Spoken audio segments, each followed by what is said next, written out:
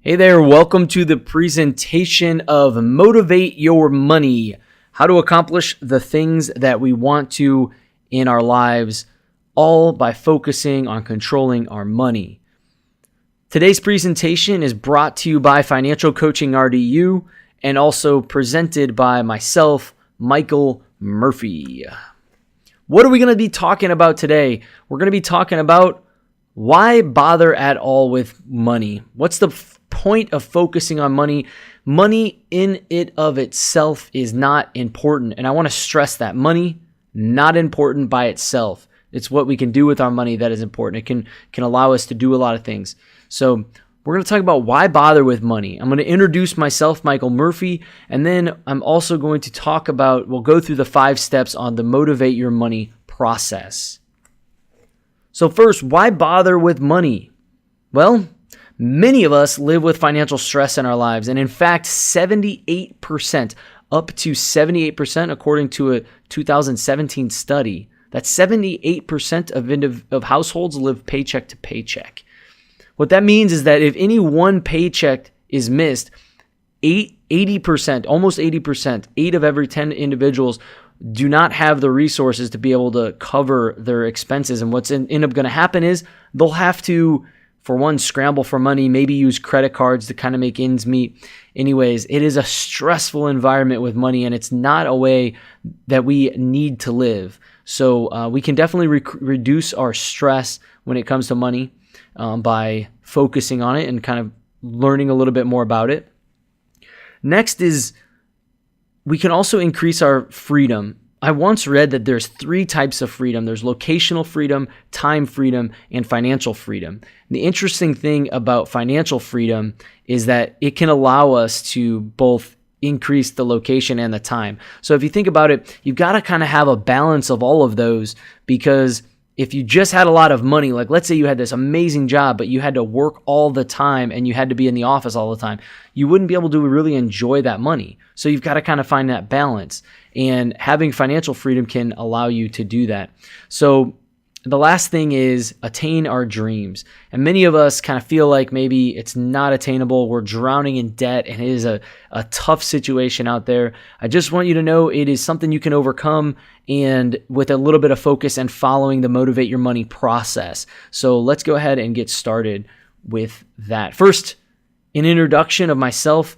I learned about money at a young age. Actually, not the way you might think. I actually learned about money because I realized it was important. You see, I grew up in a family, in a household that we didn't really have a lot of money. And I went to a school where I was around individuals that I realized at a pretty young age, they lived a much different lifestyle than I did. Now, that kind of made me be cognizant of money, and I wanted to better my life. And so I decided to go to school. Now, I had a student loan my way to school. There was no other resources for me. I wasn't a brilliant scholar, and I wasn't big enough to play sports. So I went the student loan route, and I graduated, and altogether I had about $65,000 worth of debt that I had to pay throughout my whole schooling. So I had to overcome that. I thought I was good with money, but I did make some poor decisions. Unfortunately, I bought a car and a motorcycle. In fact, the motorcycle is more expensive than the car. So we've all made bad decisions with money, and you can overcome them. And what ended up happening is I finally had an all-in moment towards my dreams. I decided that I was going to start accomplishing the things that I wanted to in my life. That was it. I was done dealing with nonsense. And so I needed to start cleaning up my act. And so I actually followed the Motivate Your Money process that I'm going to spell out here. And that allowed me to, well, for one, quit a job that I hated and actually pursue a job that I really, really enjoy. It allowed me to also start Financial Coaching RDU, which has been wonderful, being able to lead and coach couples and individuals into controlling their money. And it also allowed me to increase my giving, which is almost a selfish activity because I just love being able to bless people with money, kind of a surprise. Even if it's anonymous, it makes me feel good that I was able to help. And then lastly, I am attaining my goals. I gave you just 2 of them there, but I am attaining my goals. And I want to show you my goals so you can kind of understand I'm maybe a pretty normal person. I want to live without consumer debt. So I don't use credit cards, and I don't try to get leverage to somehow make more money. I want to live and be mortgage free. My household, I don't want to have any debt at all. And just being able to save and invest big when I don't have any payments. I also want to work a job that gives me time and locational freedom. Wouldn't hurt if it came with a little financial freedom too, but that's something I'm creating for myself on the side. But I do really enjoy having a job that gives me some time and location freedom.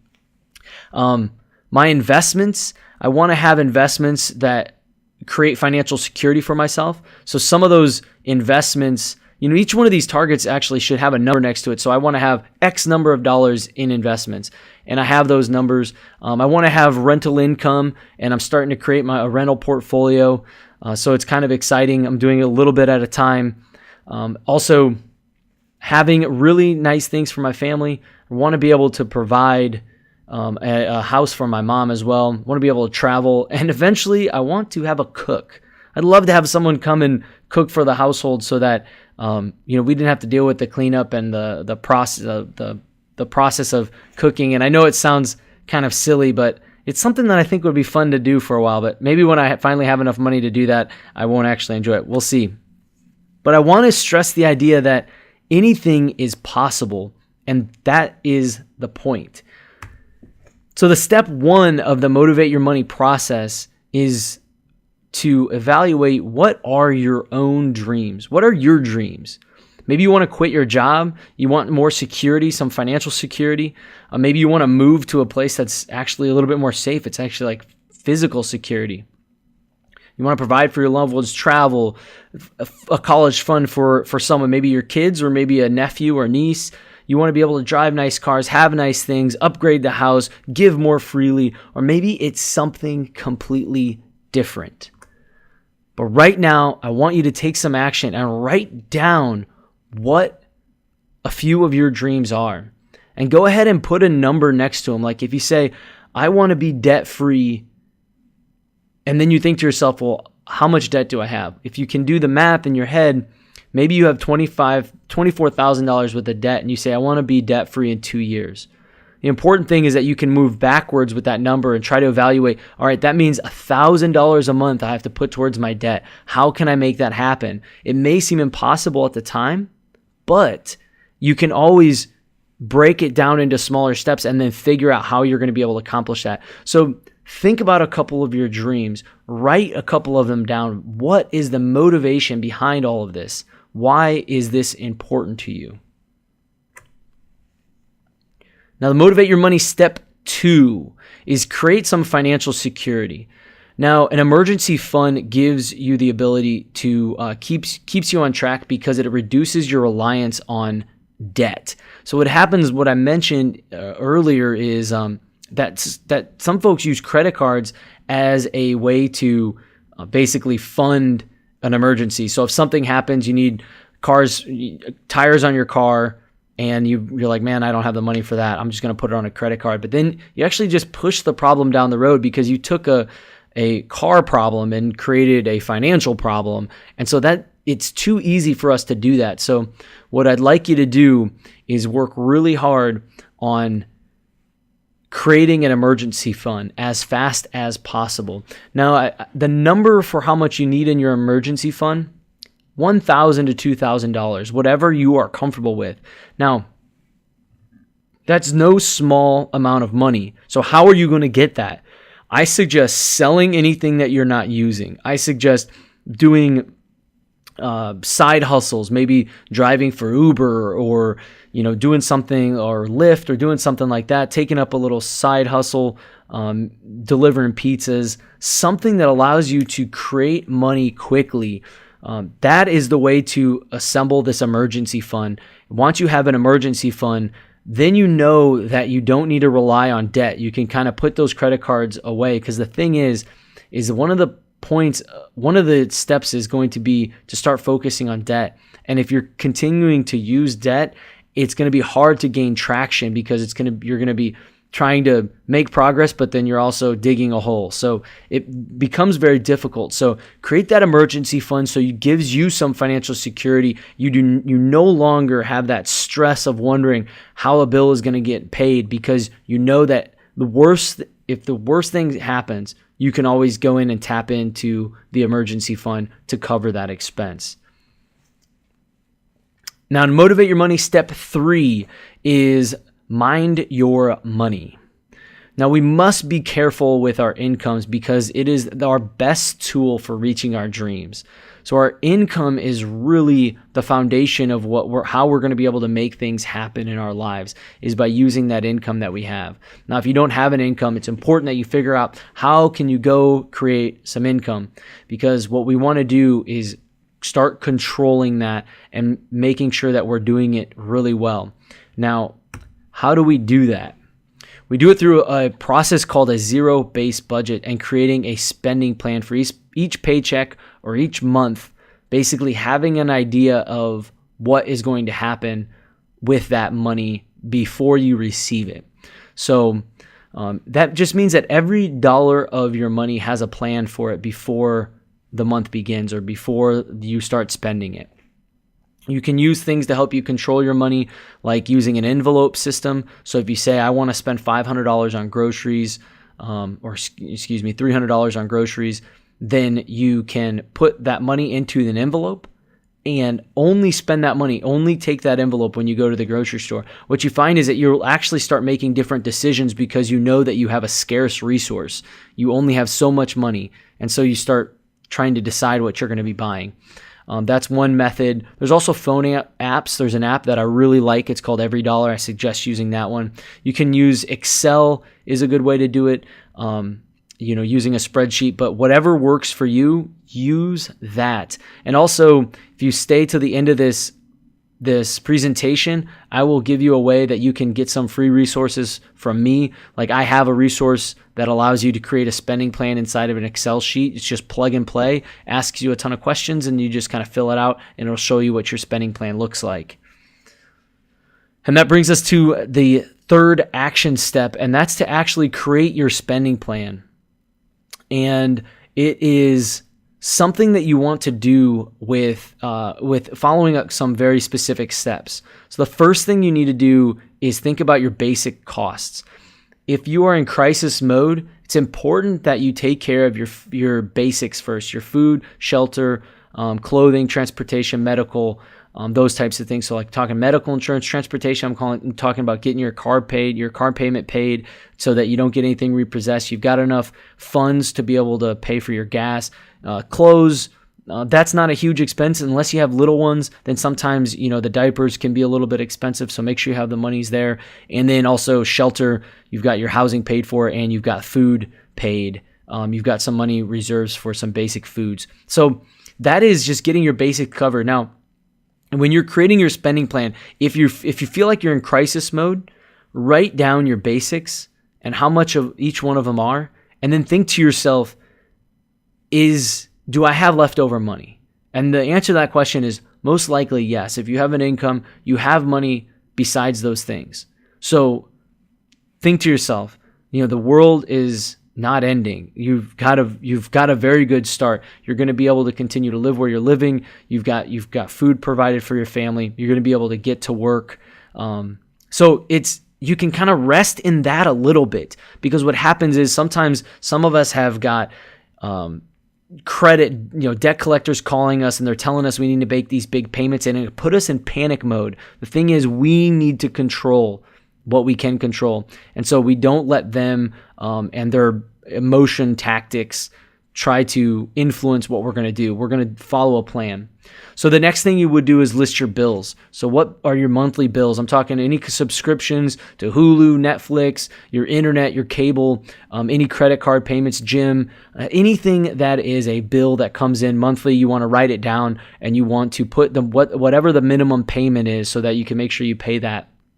And then you list your extras. What are extras? Extras are the conveniences, the entertainment, the gifts for individuals or for birthdays, that sort of thing, and also personal care things like getting your hair cut and those types of items. Those would go in your extras. Now think to yourself, Do you have any money left over after you do those things? Now, I'm not saying you're going to, but if you do have money left, we're going to use that in the next step.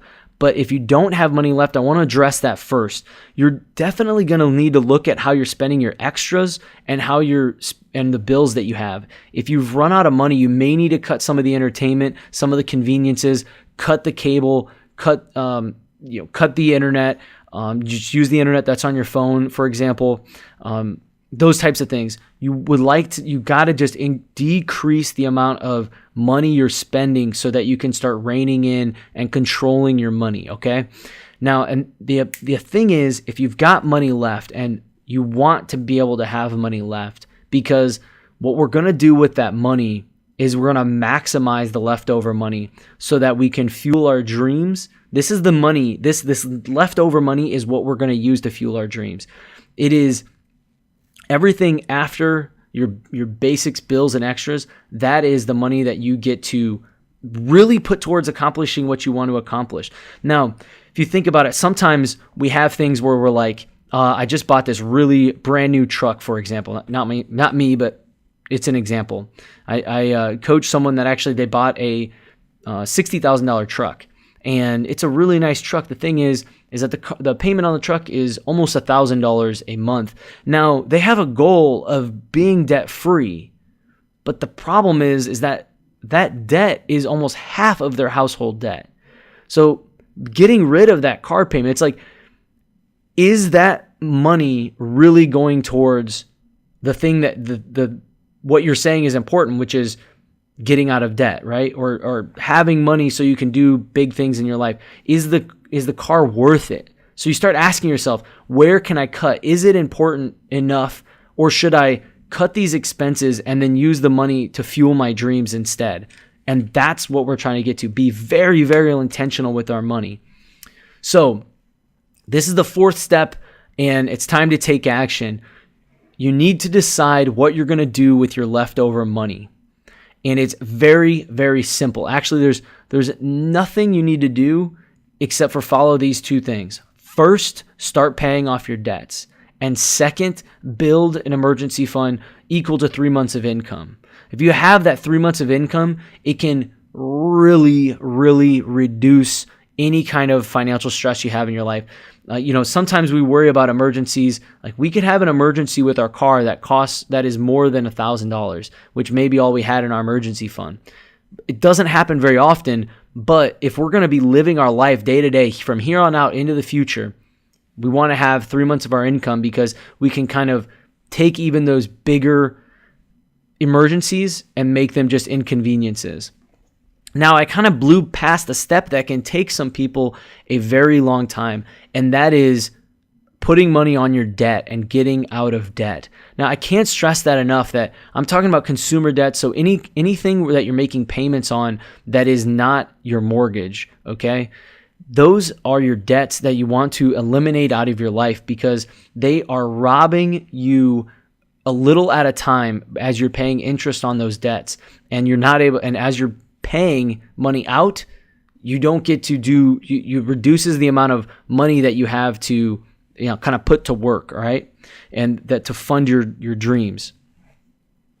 So how do we stay on track? I mentioned that getting out of debt in step 4 can be a long process. So how do we stay on track?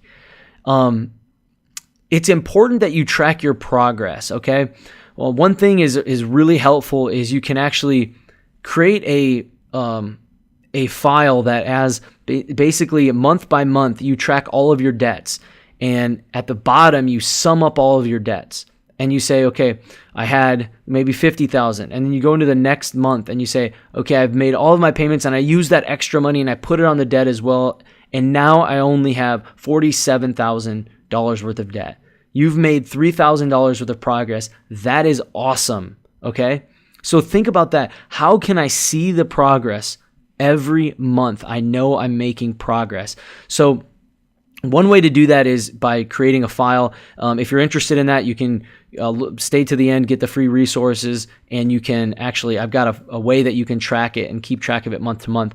But I also suggest using visuals so that if you're running a household, you can get your whole family involved in this. So something that's been very effective for some of the individuals I coach is using a debt chain. And those are those little paper chains that you put together. You can use different colored paper and then basically staple them together or tape them together. And then you make a really long chain. And each one of them maybe is $500 or $100. And then every time you pay down debt, you look at your balances at the end of the month and you say, okay, now you can start tearing some of those chains off, basically some of the links off, so it kind of reduces it. And it creates a visual that you are making progress. Maybe take a picture of it and kind of see how you've done, every couple months. I mentioned that I've got an Excel resource if you're interested in it. You can also use a table of debt. When I was trying to get out of debt, I made a table, basically a square with a bunch of squares inside of it. And every time I paid off $500 worth of debt, I made an X in it. And that kept me on track because I was like, all right, this is how much I've got left. I'm halfway done. That was kind of interesting, and I just kept it by my mirror in my bathroom to keep me motivated. But the point is to do something that works for you. So whatever it is, go out there, figure that out, and create your own progress tracker. So whatever that progress tracker it is, you've got to figure out how to monitor either your debt payoff, something that's going to keep you motivated. And what I found for the majority of my clients, it is tracking your progress towards paying off debt. Because as you're paying off debt, you're actually increasing your net worth, increasing your value, or increasing not your intrinsic value. All right. We all have deep rooted value inside of us. But what I mean is increasing your net worth, basically your wealth. Even though it's going to debt, you are increasing your wealth because you're getting out of debt.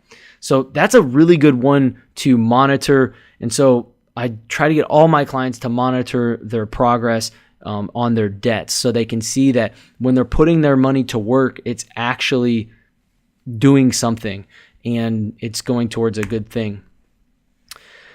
So imagine that you have your debts paid off and then you've worked really hard to develop an emergency fund of 3 months of income. You're feeling pretty good about where you are. You have all your debts paid off. You have a large emergency fund. You have accomplished a lot, and you have certainly tackled some obstacles. If you think about it, that process can be, took me about 2.5 years to get out of debt. So it can be a long process, and through it, you're going to have a lot of obstacles to overcome. You're going to have done that and accomplished that. You're going to have just so much pride and just thinking about what you've been able to accomplish and that you no longer have debt and you have control of your money.